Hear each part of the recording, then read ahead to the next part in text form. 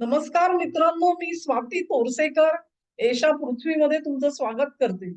अमेरिकेने व्हेनेझुएला मधून त्यांचे अध्यक्ष मदुरो यांचं थेट अपहरण केलं आणि त्याच्यासाठी स्वतःचं सैन्य त्या देशामध्ये धाडलेलं होतं. अमेरिकेच्या कायद्यानुसार दुसऱ्या कुठल्या देशामध्ये आक्रमणासाठी म्हणून आपलं सैन्य पाठवायचं असेल, तर त्याच्यासाठी त्यांच्या संसदेची अनुमती घ्यावी लागते. तशी तर घेतली गेलेली नव्हती.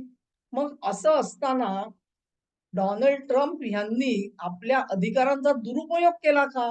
हा प्रश्न विचारला जातोय आणि त्याच्यामधून कायद्याची पळवाट नेमकी ट्रम्प यांनी कशी काढली?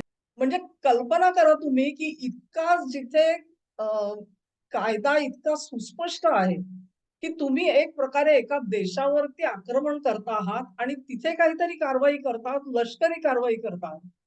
त्याच्या अगोदर संसदेची अनुमती महत्वाची असते. ती बायपास करण्याचा हातखंडा ट्रम्प यांनी आधीच हस्तगत केलेला आहे. नॅशनल सिक्युरिटीच्या नावाखाली त्यांनी टेरिफ वाढवण्याचा उद्योग केला आणि तो देखील राष्ट्रीय सुरक्षेशी प्रश्न जोडल्यामुळे काँग्रेसच्या संमतीची गरज नाही असं त्यांनी परस्पर ठरवून टाकलेलं आहे. ह्याच्या अर्थातच केसेस आता त्यांच्या कोर्टात चालू आहेत आणि त्यांचे निकाल सुद्धा आता अपेक्षित आहेत.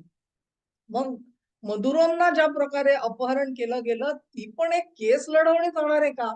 त्याच्यासाठी ट्रम्पनी नेमकं काय कायद्याचं इंटरप्रिटेशन काढलं?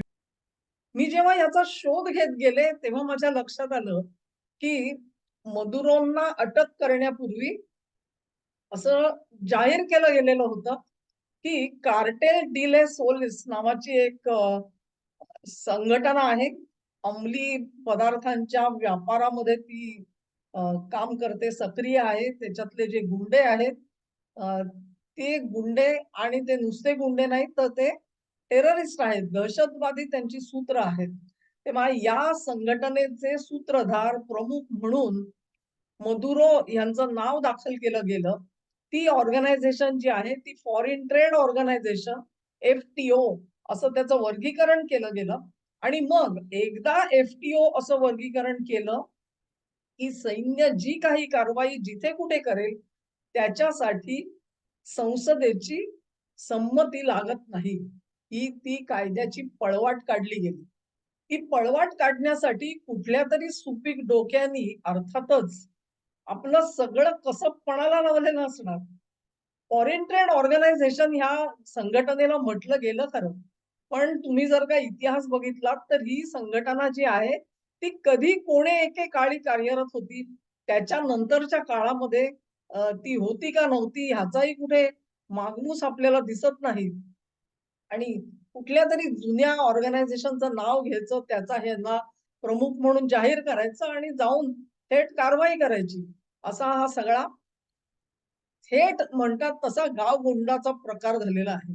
म्हणजे ह्याच्यामध्ये कुठेही विदेश नीती, डिप्लोमसी या कशाचाही मागमूस नाहीये. थेट गावगुंड ज्या पद्धतीमध्ये वागतो, त्या पद्धतीमध्ये त्याच्या मुसक्या आवळल्या आणि त्याला न्यूयॉर्कमध्ये आणलं गेलं. तोही एक माझ्यासमोर प्रश्न होता, की हे न्यूयॉर्कमध्ये कशासाठी आणलं गेलं? त्यांना वॉशिंग्टन डी-सी मध्ये का नेण्यात आलं नाही? त्याचाही मी शोध घेतला आणि माझ्या लक्षात आलं, की 2020 सालीच मदुरोंवरती एक केस दाखल केली गेलेली होती आणि ही ही केस सुद्धा त्याच आरोपांखाली होती. म्हणजे कुठच्या, की दहशतवादी संघटनेच्या कारवायांमध्ये सामील असण्याचा प्रमुख असल्याचे आरोप मदुरोंवरती 2020 साली केले गेले आणि मग त्याच्यानंतर ती केस न्यूयॉर्कच्या सदर्न डिस्ट्रिक्ट एस-डी-एन-वाय ज्याला म्हणतात, त्या कोर्टामध्ये ती दाखल होती.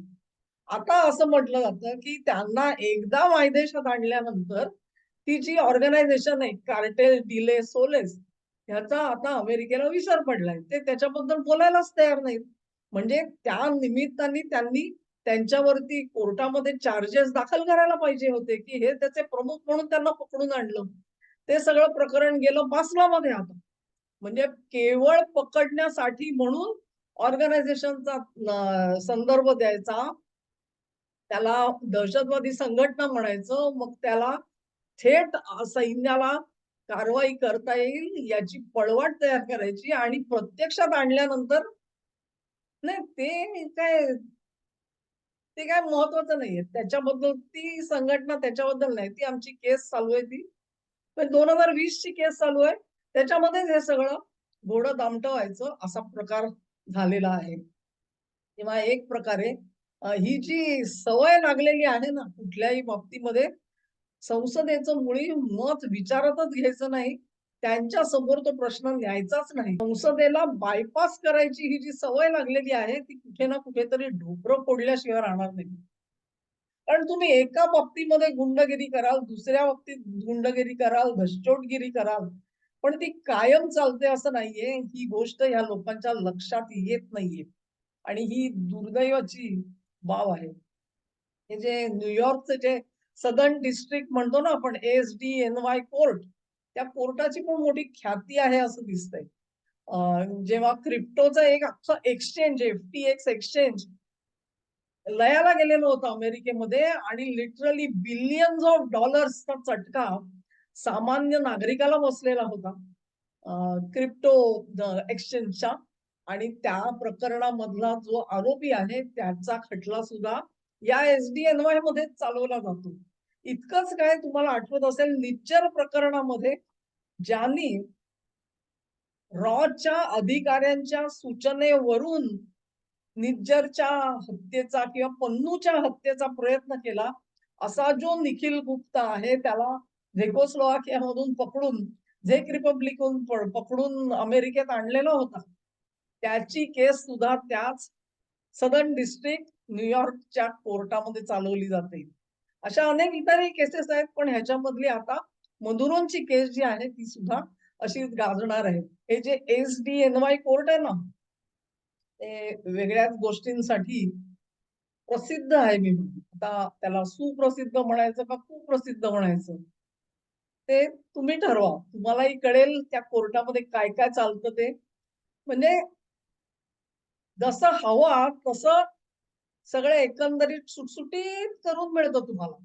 सोडायचा असेल तर सोडू शकता. पकडायचा असेल पकडू शकता. तुरुंगात डांबायचा तुरुंगात डांबू शकता. संगनमताने सोडवायचा संगनमताने सोडवू शकता. नेमकं काय होणार आहे हा प्रश्न. मदुरो इथून पुढे काय भूमिका घेतात? त्यांनी जर का सरकारशी जुळवून येण्याची भूमिका घेतली तर काय होईल? ते कोणाकोणाला लटकवू शकतील? हाही विचार करा मित्रांनो. हाही विचार करा. कारण तुम्ही जर का म्हणता की ते एका दहशतवादी संघटनेच्या शीर्षस्थानी होते, अशा माणसाची साक्ष ही कोर्टामध्ये ग्राह्य धरली जाईल आणि ते कोर्ट सुद्धा कुठचं तर सदर्न डिस्ट्रिक्ट न्यूयॉर्क कोर्ट अशी परिस्थिती. तेव्हा या सगळ्या घटनांमध्ये ज्या पद्धतीत ट्रम्प घसटून घसटून ह्या केसेस एका बाजूनी आणायचा प्रयत्न करतायत तिथे त्यांची जी कार्यपद्धती आहे मोडस ऑपरेंडी आहे ती डेस्परेशन दाखवते. कुठल्याही प्रकारे आपण बरोबर आहोत, आपण कणखर भूमिका घेतो, आपण अंतिम कारवाई करतो, कडक कारवाई करतो हे दाखवण्याची घाई झालेली आणि ही घाई कशासाठी झालेली आहे? कोणाला इम्प्रेस करायचंय तुम्हाला? जनतेला इम्प्रेस करायचं तर जनता अशी इम्प्रेस होणार नाहीये. हे जोवर ट्रम्प यांच्या डोक्यात जात नाही तोपर्यंत हे अशाच पद्धतीचे धडमधडवा निर्णय घेतले जातील पण त्याच्यामध्ये अखेर त्यांचेच पाय रोज जातील. कारण तुम्ही एकदा सांगता की ते FTO चे अध्यक्ष होते. आता देशात आणल्यानंतर मदुरो आणि त्या संघटनेचं सगळे जे संदर्भ आहेत त्याचं विसर्जन करून टाकल्यासारखी परिस्थिती आहे. हा दुतोंडीपणा जो आहे ना तो दुतोंडीपणा महागात पडणार आहे. कायम ट्रम्प हे थापा मारतात हा भारताला आलेला अनुभव आहे. अगदी काल परवाचीच गोष्ट आहे त्यांनी पुन्हा एकदा तोंडातून पचका काढलेला आहे आणि तो भारतीय लोक विसरू शकत नाहीत. तेव्हा याही बाबतीमध्ये त्यांचा जर का पचका झाला तर नवल भारतीयांना वाटणार नाही उर्वरित जगाने आपलं आपलं बघून घ्यावं. हा व्हिडिओ तुम्हाला आवडला असेल अशी आशा करते. तुम्हाला आवडला असेल तर लिंक शेअर करा, व्हिडिओला लाईक करा, चॅनेलला सबस्क्राईब करा आणि सहकार्य माझ्यासोबत असंच राहू द्या. नमस्कार.